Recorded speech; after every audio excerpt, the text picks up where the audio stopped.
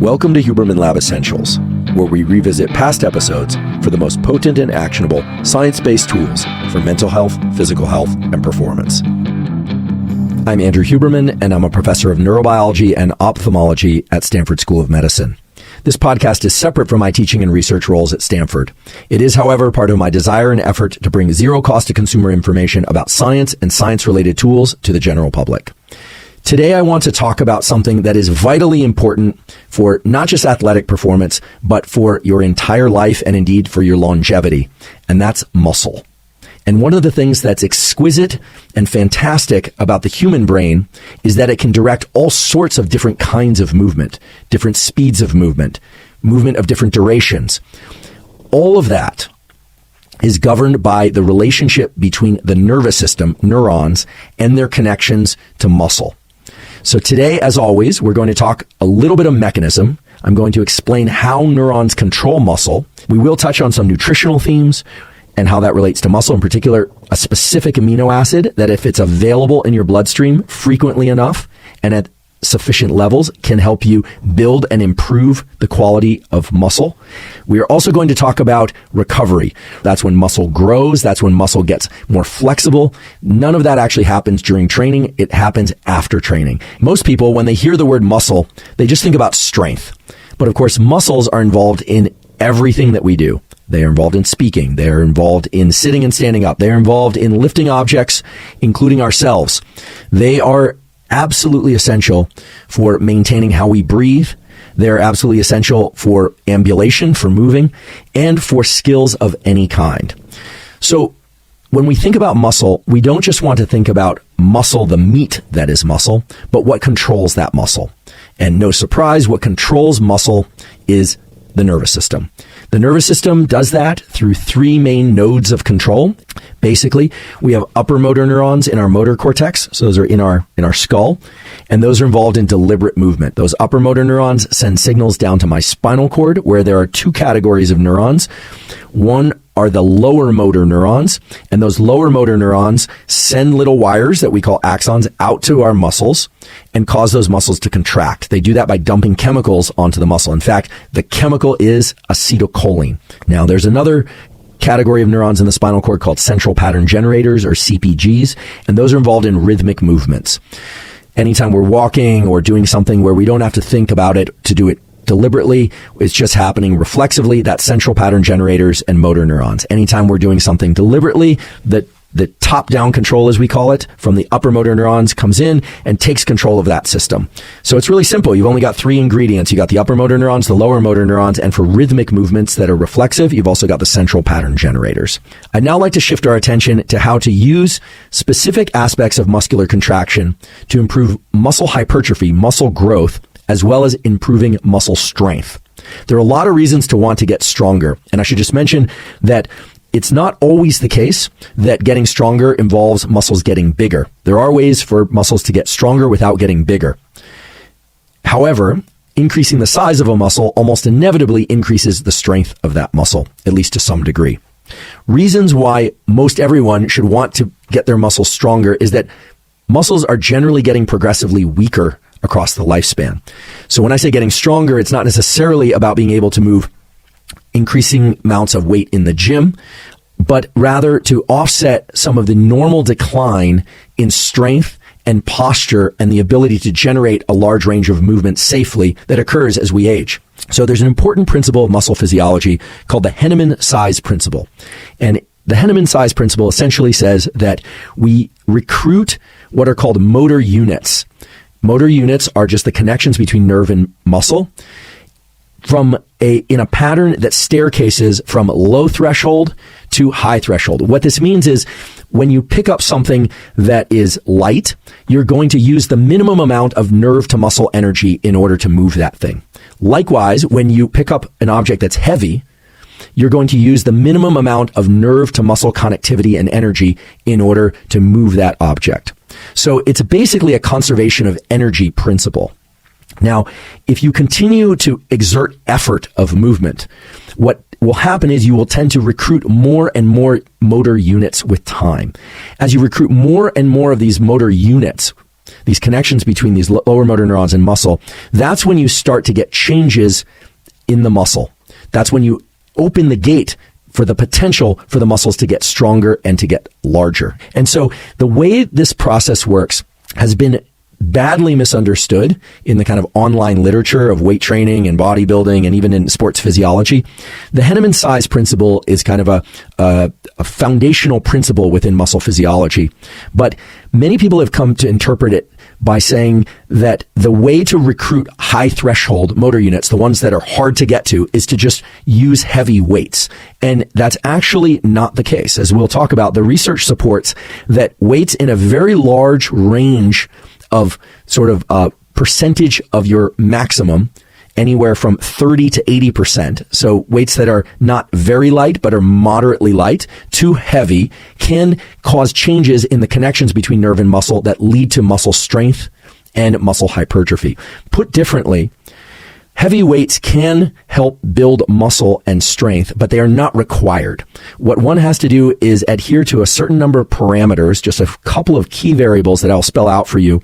And if you do that, you can greatly increase muscle hypertrophy, muscle size, and or muscle strength if that's what you want to do. And you don't necessarily have to use heavy weights in order to do that. Now, I'm sure the powerlifters and the people that like to move heavy weights around will say, no, if you want to get strong, you absolutely have to lift heavy weights. And that might be true if you want to get very strong. But for most people who are interested in supporting their muscular such that they offset any age-related decline in strength or in increasing hypertrophy and strength to some degree, there really isn't a need to use the heaviest weights possible in order to build strength and muscle. So there are three major stimuli for changing the way that muscle works and making muscles stronger, larger, or better in some way. And those are stress, tension, and damage. Those three things don't necessarily all have to be present, but stress of some kind has to exist. So this is very reminiscent of neuroplasticity in the brain. There is a good predictor of how well or how efficient you will be in building the strength and or, if you like, the size of a given muscle. And it has everything to do with those upper motor neurons that are involved in deliberate control of muscle. You can actually do this test right now. You can just kind of march across your body mentally and see whether or not you can independently contract any or all of your muscles. Because everything about muscle hypertrophy, about stimulating muscle growth, is about generating isolated contractions, about challenging specific muscles in a very unnatural way. Whereas with strength, it's about using musculature as a system, moving weights, moving resistance, moving the body. The specific goal of hypertrophy is to isolate specific nerve to muscle pathways so that you stimulate the chemical and signaling transduction events in muscles so that those muscles respond by getting larger. So there's a critical distinction in terms of getting stronger versus trying to get muscles to be larger, hypertrophy per se, and it has to do with how much you isolate those muscles. So you can nest this as a principle for yourself, which is if you want to get stronger, it's really about moving progressively greater loads or increasing the amount of weight that you move. Whereas if you're specifically interested in generating hypertrophy, it's all about trying to generate those really hard, almost painful, localized contractions of muscle. If ever there was an area of practical science that was very confused, very controversial, and almost combative at times, it would be this issue of how best to train. I suppose the only thing that's even more barbed wire of a conversation than that is how best to eat for health. Those seem to be the two most common areas of online battle. What's very clear now from all the literature is that once you know roughly your one repetition maximum, the maximum amount of weight that you can perform an exercise with for one repetition in good form, full range of motion, that it's very clear that moving weights or using bands or using body weight, for instance, in the 30 to 80% of one rep maximum, that is going to be the most beneficial range in terms of muscle hypertrophy and strength. So muscle growth and strength. So let's say you're somebody who's been doing some resistance exercise kind of on and off over the years, and you decide you want to get serious about that for sake of sport or offsetting age-related declines in strength.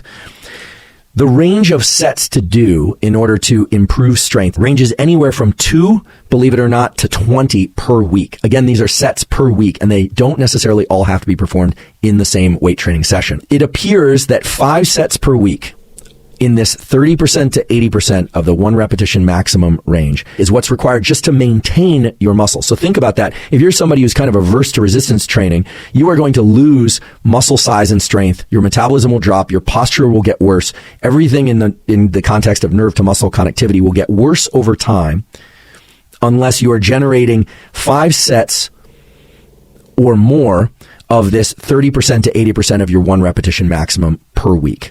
Okay, so what this means is for the typical person who hasn't done a lot of weight training, you need to do at least 5 sets per muscle group. Now, that's just to maintain. And then there's this huge range that goes all the way up to 15 and in some case 20 sets per week. Now, how many sets you perform is going to depend on the intensity of the work that you perform. This is where it gets a little bit controversial, but I think nowadays most people agree that 10% of the sets of a given workout or 10% of workouts overall should be of the high intensity sort where one is actually working to muscular failure. But the point being that most of your training, most of your sets should be not to failure. And the reason for that is it allows you to do more volume of work. So we can make this simple. Perform anywhere from 5 to 15 sets of resistance exercise per week, and that's per muscle. And that's in this 30 to 80% of what your 1 repetition maximum. That seems to be the most scientifically supported way of offsetting any decline in muscle strength if you're working in the kind of 5-set range, and in increasing muscle strength when you start to get up into the 10 and 15 set range. But it's pretty clear that performing this 5 to 15 sets per week, whether or not it's in one workout or whether or not it's divided up across multiple workouts, is really what's going to be most beneficial. And please do keep in mind Henneman's size principle and the recruitment of motor units. And remember, the better you are at contracting particular muscles and in isolating those muscles, the fewer sets likely you need to do in order to get the desired effect. What about people who have been training for a while? If you're somebody who's been doing weight training for a while, the data point to the fact that more volume can be beneficial, even for muscles that you are very efficient at contracting. Now, the curve on this, the graph on this, begins again at about 5 sets per week for maintaining a given muscle group and extends all the way out to 25 or 30 sets per week. However, there are individuals who, for whatever reason, can generate so much force. They're so good at training muscles that they can generate so much force in just 4 or 6 or 8 sets that doing this large volume of work is actually going to be counterproductive. So everyone needs to figure out for themselves, first of all, how often you're willing to do resistance exercise of any kind. And then it does appear that somewhere between 5 and 15 sets per week is going to be what's the thing that's going to work for most people. Now, this is based on a tremendous amount of work that was done by Andy Galpin and colleagues, Brad Schoenfield and colleagues, Mike Roberts. There's a huge group of people out there doing exercise physiology and a small subset of them that are linking them back to real world protocols that don't just pertain to athletes. So that's mainly what I'm focusing on today. And surely there will be exceptions. Now, if you are going to divide the sets across the week, you're not going to do all 10 sets, for instance, for a given muscle group in one session, then of course it's imperative that the muscles recover in between sessions. You might ask, well, what about the speeds of movements? This is actually turns out to be a really interesting data set. For generating explosiveness and speed, it's very clear that learning to generate forces quickly and to move heavy or moderately heavy loads quickly is going to be beneficial because of the way that you train the motor neurons. And of course, changes in the muscle. And so what this would involve is something like 60 to 75% of a 1 repetition maximum, and then in a controlled way, moving that as quickly as one can throughout the entire set, and certainly not going to failure, because as you approach failure, the inability to move the weight with good form, the weight inevitably slows down. So as you're probably starting to realize, you need to customize a resistance practice for your particular needs and goals. So we've talked about a few principles. The fact that you need to get sufficient volume. You need at least 5 sets to maintain, and you probably need about 10 sets per muscle group in order to improve muscle. That moving weights of moderate to moderately heavy weight quickly is going to be best for explosiveness. That isolating muscles and really contracting muscles hard, something that you can test by just when you're outside the training session, seeing whether or not you can cramp the muscle hard will really will tell you your capacity to improve hypertrophy or to engage strength changes in that muscle. That your ability to contract a muscle hard is inversely related to the number of sets that you should do in order to isolate and stimulate that muscle. Now, how long to recover between sets? This is a question. For the testosterone protocol, Duncan French and colleagues found that it was about 2 minutes, keeping that really on the clock, 2 minutes, not longer. For hypertrophy and for strength gains, it does seem that resting anywhere from 2 minutes or even 3 or 4 or even 5 or 6 minutes can be beneficial. So how do we know if we've recovered? How can we test recovery? And this is not just recovery from resistance training. This is recovery from running, recovery from swimming. Up until now, I've been talking about resistance training more or less in a vacuum. I haven't even touched on the fact that many people are running and they're doing resistance training, or they're swimming and they're doing resistance training. Well, you can assess systemic recovery, meaning your nervous system and your nervous system's ability to generate force, both distributed and isolated, through 3 main tests. And fortunately, these tests are very simple, and 2 of them are essentially zero cost, require no equipment. HRV, heart rate variability, has made its way finally into the forefront of exercise physiology and even into the popular discussion. I've talked about HRV before, how when we exhale, our heart rate slows down because of the way that our diaphragm is connected to our heart and to our brain, and the way our brain is connected to our heart. When we inhale, our heart rate speeds up, and that is the basis of heart rate variability. Heart rate variability is good, but heart rate variability is difficult for a lot of people to measure. There are 2 measures, however, whether or not you recovered, that you can use first thing in the morning when you wake up, in order to assess how well recovered you are, and therefore whether or not you should train your whole system at all that day. The first one is grip strength. Grip strength, the ability to generate force at the level of squeezing the fist, or squeezing down on something, might seem like kind of a trivial way to assess recovery, but it's not, because it relates to your ability to use your upper motor neurons to control your lower motor neurons and to generate isolated force. And so that's really what you're assessing when you do that. Some people will use, one of these grip tools. If I've been working really hard, not sleeping very well, or I've been training a lot, any one or combination of those things, my grip suffers. I can't actually squeeze that thing down as much as I can. But on a good day, I can squeeze this thing so that I eliminate the hole in the donut, so to speak. You can also take a floor scale and squeeze the scale and see how much force you can generate. I would do that as a baseline to establish what you can do when you're well rested. And then if you do that in the morning, you can see whether or not you're able to generate the same amount of force. A lot of this is very subjective. With the scale, you're really trying to assess whether or not you can generate the same amount of force. If you start seeing a 10% or 20% certainly reduction in that, that's concerning. It means that your system, your nervous system as a whole, it's not necessarily fatigued. It's that the pathways from nerve to muscle are still in the process of rewiring themselves in order to generate force. And you might think, well, I trained one muscle group one day. Why am I having a hard time doing this for a completely different muscle group? Doesn't make any sense. But there's something about the upper motor neuron to lower motor neuron pathway generally that allows you to use something like grip strength as a kind of a thermometer, if you will, of your ability to recover. So look for your ability to generate force in grip when you first wake up. It's not going to be as good as it is at 3 p.m. after a cup of coffee and a couple meals, but that the point isn't performance overall. The point is to assess whether or not you're getting better, worse, or the same from day to day. The other one that's really terrific is carbon dioxide tolerance. So this is a really interesting tool that endurance athletes, strength athletes, I think can all benefit from. So here's how you do the carbon dioxide tolerance test. You wake up in the morning, and what you're going to do is you're going to inhale through your nose as deeply as you can. You can do this lying down, sitting, whatever. Inhale through your nose, and then exhale all the way. So that's 1. You're going to repeat that 4 times. Then you take a 5th inhale as deep as you can through your nose. Fill your lungs as much as you can. And if you can try and expand make your stomach go out while you do that, that means that your diaphragm is really engaged. So you're inhaling as much as you possibly can. Then hit the timer, and your goal is to release that air as slowly as possible through your mouth. So it looks like you have a tiny, tiny little straw in your mouth and you're letting it go as slowly as you possibly can. Measure what we call the carbon dioxide blow-off time or discard rate. I know you can all sit with lungs empty after you eliminate all that air, but don't lie to yourself. Don't stop the timer when you've been sitting with your lungs empty for a while. Stop the timer when you are finally no longer able to exhale any more air. Your carbon dioxide discard rate will be somewhere between 1 second and presumably 2 minutes. 2 minutes would be a heroic carbon dioxide discard time. 30 seconds would be more typical. 20 seconds would be fast. if your carbon dioxide discard time is 20 or 25 seconds or less, you are not necessarily recovered from your previous day's activities. If your carbon dioxide discard time is somewhere between about 30 seconds and 60 seconds, you are in what we would call kind of the green zone, where you are in a position to do more physical work.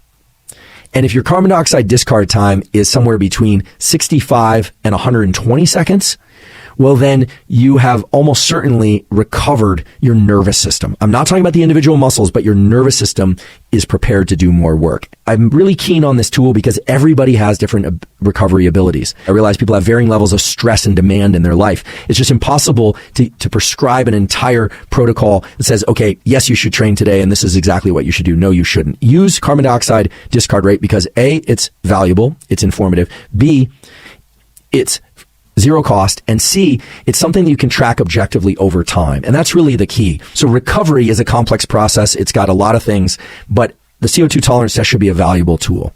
Now, another tool for recovery that people are very excited about is the use of cold and the ice bath. And this is important. Yes, it will reduce inflammation. Yes, it will reduce the amount of delayed onset muscle soreness, but it does seem to interfere with some of the things like mTOR pathways, the mammalian target rapamycin pathway, and other pathways related to inflammation that promote muscle repair. Remember, and muscle growth. Remember, stress, tension, and damage are the stimulus for nerve to muscle connections to change and for muscles to get bigger, stronger, and better. And so if you're getting into the ice bath after doing resistance training, you are likely short-circuiting the improvements that you're trying to create. The other thing are non-steroid anti-inflammatory drugs. You know their trade names. These are painkillers that many people take. Those, as I've mentioned in a previous episode, seem to prevent a lot of the gains, the improvements in endurance, strength, and size that people are specifically using exercise for. So be cautious about your use of non-steroid anti-inflammatory drugs, especially within the 4 hours preceding or the 4 hours following exercise. Let's talk about some of the things that seem to work across the board to improve strength, improve hypertrophy, and improve nerve to muscle communication and performance. The first thing that's absolutely key for nerve to muscle communication and physical performance of any kind might not sound that exciting to you, but it is very exciting, and that's salt. Nerve cells, neurons, communicate with each other and communicate with muscle by electricity. But that electricity is generated by particular ions moving into and out of the neuron. And the rushing in of a particular ion, sodium, salt, is what allows nerve cells to fire. If you don't have enough salt in your system, your neurons and your brain and your nerve to muscle communication will be terrible. If you have sufficient salt, it will be excellent. How much salt will depend on how much water you're drinking, how much caffeine you're drinking, and how much food you're ingesting. So, and whether or not you're taking any diuretics, how hot it is, etc., how much you're sweating. So you want to make sure that you have enough salt, potassium, and magnesium in your system if you want to perform well. The other thing that's been shown over and over again in numerous well-controlled studies to improve muscle performance is creatine. How much creatine? Well, I asked the experts, and they tell me that for somebody who's about 180 pounds, 5 grams a day should be sufficient or so. Creatine seems to have a performance-enhancing effect. There are 66 studies, 66, showing that power output is greatly increased, anywhere from 12 to 20%. And this is sprinting and running and jumping as well as weightlifting by creatine. The ability to hydrate your body is improved by creatine because of the way that it brings more water into cells of various kinds. It reduces fatigue. When it comes to supporting muscle, it does seem that ingesting 700 to 3,000 milligrams of the essential amino acid leucine with each meal is important. Now, that does not necessarily mean from supplements. In fact, most people recommend that you get your protein, you get your amino acids, including your essential amino acids and your leucine, from whole foods. High quality proteins are high density proteins. What do you mean by that? Well, it is true that a lot of sources of protein are found in things like beans and nuts and things like that, that all the essential amino acids can be found there. But per unit calorie, if it's in your practice, and it's in your ethics to ingest animal proteins, it's true that, for instance, 200 calories of steak or chicken or fish or eggs will have a higher density of essential amino acids than the equivalent amount of calories from nuts or plants. So I'm not, for the vegans and vegetarians, I'm certainly not saying there's no way that you can support muscle growth. You absolutely can. I encourage you to think about this protein density issue and whether or not you're getting sufficient essential amino acids, especially leucine. But I think the simple takeaway from the literature that I was able to extract, eating 2 to 4 times a day, making sure you're getting sufficient amino acids in a way that's compatible with your ethics and with your nutritional regimen is going to support muscle repair, muscle growth, strength improvements, etc. just fine. Last but not least, I want to thank you for your time and attention today. And as always, thank you for your interest in science.